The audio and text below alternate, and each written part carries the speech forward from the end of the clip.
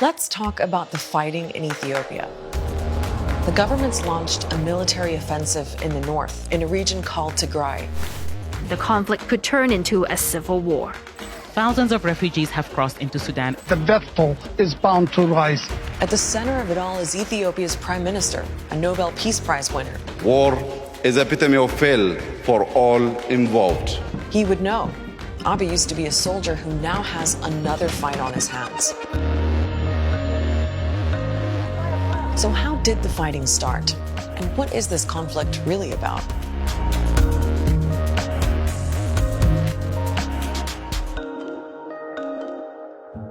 Ethiopia is a huge country with many ethnic groups and political parties. Governing them has, at times, been difficult for the central government in Addis Ababa. There have been a few years of economic growth and relative calm. Now, though, things are starting to heat up. Here's why. Ethiopia is divided into 10 regions. They loosely represent different ethnic groups. Each one has some autonomy, but the center of power is in Ethiopia's capital. Tigray, where most of the fighting has been happening, is in the north. The government there is called the TPLF, and it even has its own regional army.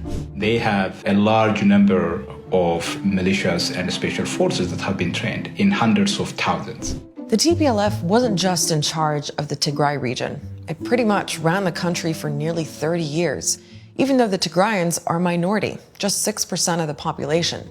The TPLF was the head of a coalition of regional parties, but many people saw it as autocratic and dysfunctional. They locked up hundreds of journalists and political dissidents. And massive protests eventually brought them down. The chaos allowed Abiy Ahmed, a young leader seen as a visionary, to get elected. He's from the Oromo, Ethiopia's largest ethnic group. Political prisoners were freed. Opposition parties were allowed to operate. He promised a new era of democratic reforms and an end to years of autocracy. Abiy even won a Nobel Prize for making peace with Eritrea next door. For as long as the TPLF was in power, Ethiopia was involved in a border standoff with Eritrea. So they didn't appreciate Abiy's new friendship with the Eritrean president. The Tigrays have got a long history of animosity with not just Isaias Afwerki, the president of Eritrea, but Eritrea as a whole. So here's Prime Minister Abiy with the Nobel Prize and all these ambitious ideas about how to keep the peace in Ethiopia and modernize the economy. Part of his plan was to disband the old governing coalition and unify the country under a new prosperity party. But some, including the TPLF, saw that as taking power from the regions. They also saw it as a power grab by Abiy. The TPLF pulled out completely, and they're accused of doing all kinds of things to sabotage Abiy's success. They saw him as undermining the coalition, sidelining it, also moving very hard against the TPLF itself. Abiy Ahmed removed members of the TPLF from top positions. Many were arrested and prosecuted for corruption and abuse of power. So Abiy Ahmed, who at 44 is Africa's youngest leader, made a lot of enemies really quick. 2 years ago, someone even tried to assassinate him. Ethiopia has become proud.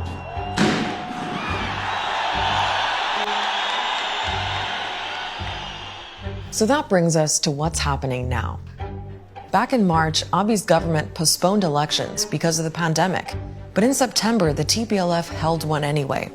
That escalated things. The parliament called the vote illegal. The TPLF said it didn't recognize Abiy as a legitimate leader, and TPLF forces attacked a government military base. So Abiy sent in troops, and it all blew up from there.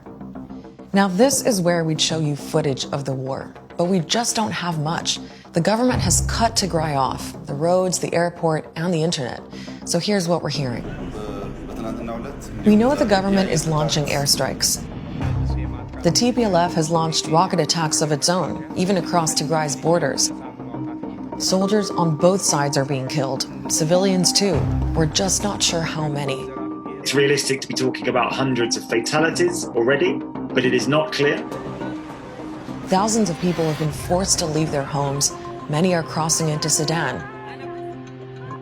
عندي 7 نفر معي اخوي اولاده مراته هو حي وميت ما بعرف ولا شفت كده بس جينا لنا الراجل اللي وانا مش ما بعرف انا نفسي كم يوم. And we're already hearing reports of terrible violence. though we can't independently verify them. Amnesty International is investigating potential war crimes, including hundreds of people reportedly hacked to death. The other worry is that this war could spread and drag in other countries, and it's kind of already happening. The TPLF says its old enemy, Eritrea, has sent troops to help Ethiopian government forces, which Eritrea denies. Whatever's happening, the point is the TPLF sees Eritrea and Abiy Ahmed as being on the same side, which could explain why the TPLF has now turned on its neighbor. At least 3 rockets have been fired from Ethiopia into Eritrea, potentially widening the conflict. So what do Ethiopians think of what's going on? Some support the offensive on Tigray. These people, for instance, are donating blood for wounded soldiers. Abiy's supporters feel he had no choice but to act because they say the TPLF undermined him at every turn and stirred up ethnic violence. But other Ethiopians say the prime minister isn't living up to his promises and that instead of pursuing peace, he's chosen war.